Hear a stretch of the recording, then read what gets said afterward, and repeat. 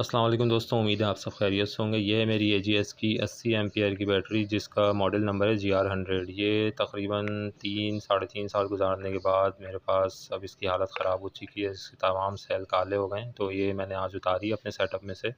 अल्हम्दुलिल्लाह 2019 में ली थी खुबैब ट्रेडर्स से। बेहतरीन ये बैटरी वाले हैं, नागन चौरंगी नॉर्थ कराची में इनका सेटअप है।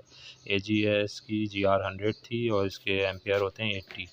आज मैं लेकर आया हूँ नई एक बैटरी जो कि GX 175 मॉडल है और 140 इसके एम्पेयर हैं। ये बात जहन में रखें कि बैटरी का मॉडल नंबर जो है ना, वो उसके एम्पेयर नहीं होते हैं, एम्पेयर नीचे लिखे होते हैं छोटे। ये 175 ऊपर लिखा हुआ है मॉडल और 140 एम्पेयर की बैटरी है।